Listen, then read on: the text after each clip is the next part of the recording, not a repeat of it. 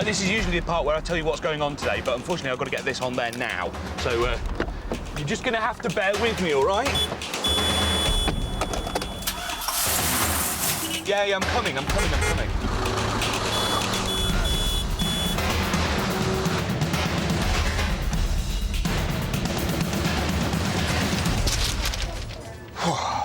Right, as you can see, I'm now on a ferry. I've just left Portsmouth, which is here, and in about 3.5 hours' time, I'll arrive in Cannes, which is here.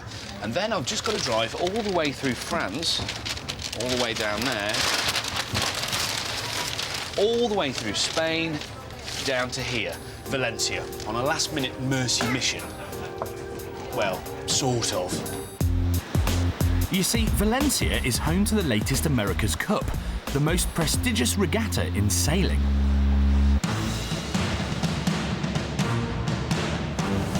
Teams from across the world gather every 4 years to compete for the oldest sporting trophy in the world.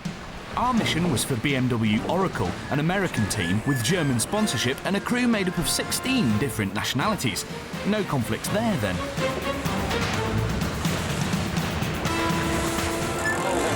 And what every good team needs is a kit. Which is why I've got this bag. Made in a leafy Hampshire town, this high-tech clothing is just as essential to a fast time as an F1 driver's overalls.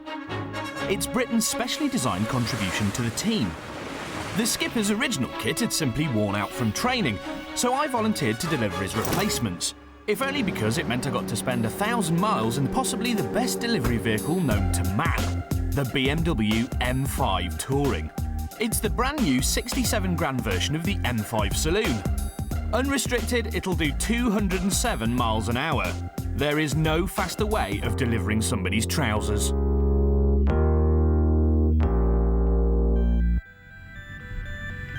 Which is a good thing, as time was a critical factor.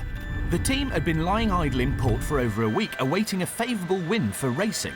When it comes, they're out of there, clothes or no clothes.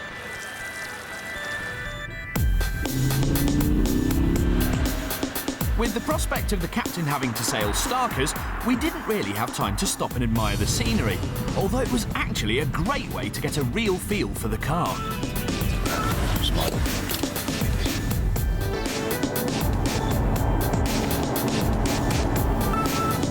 So here we are in the M5 Touring, and first impressions are, it's just an M5. It's got all the same kit, just over 500 horsepower, and that's a lot. 348 pounds-feet of torque, 7-speed sequential gearbox, look. That's 4. Lots of power, you can feel it all the way through. V10, 5 litre, revs to about 8,500 RPM. And there's a button for everything, from suspension stiffness to gear change speed. Of course, you can ignore all this this stuff if you really just want to go fast, because if you press this M button here, you get the full kit. If I'm on a steady throttle here and I press this, you can hear the change in the throttle response. Listen. And off. I'm not changing the angle of my foot there, that's actually off this button. Listen. Hear the engine note change, and then if I press down, the throttle response is much more insistent.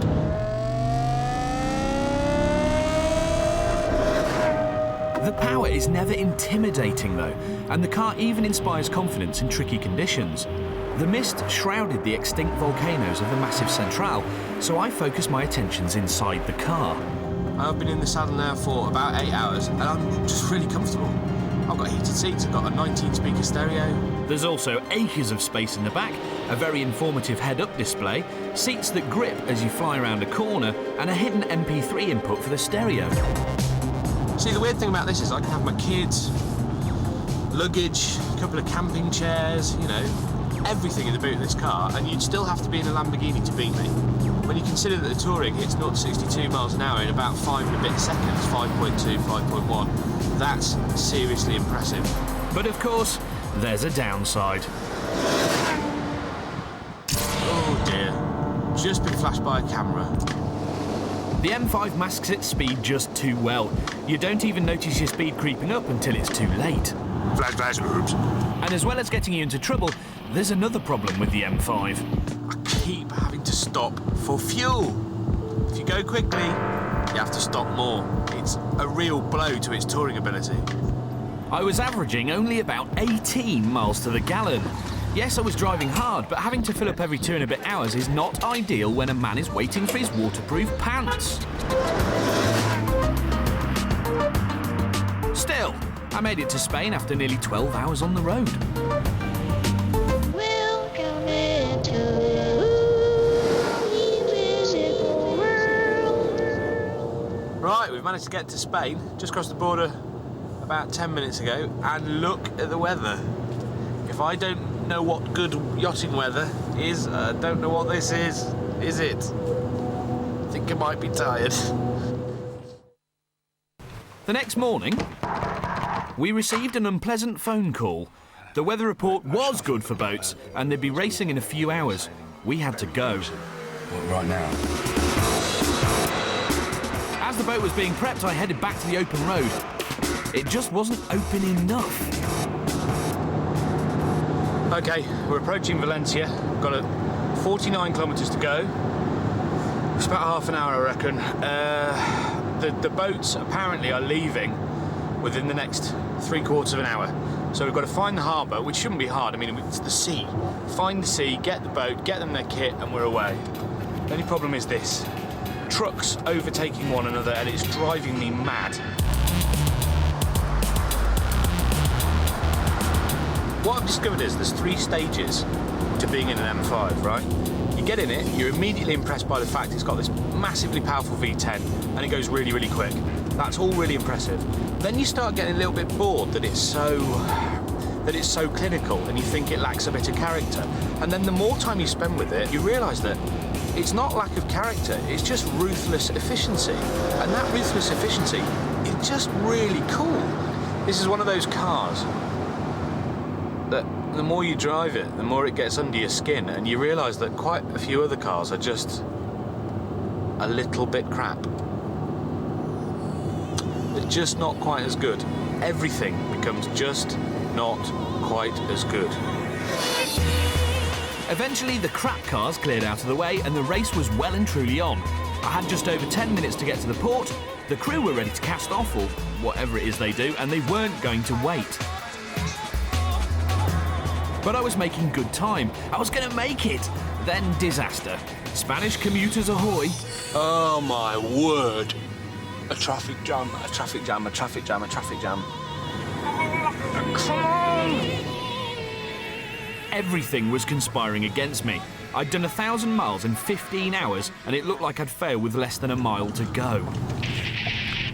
Why is nothing signposted anymore? Then I saw it. I was nearly there!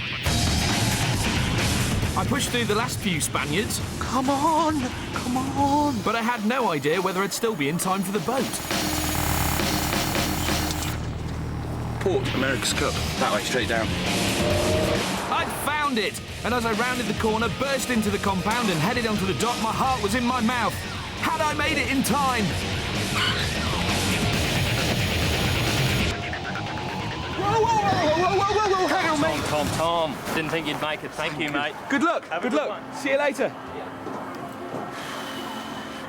I didn't think we'd boat right. Look, I'm sweating. Oh.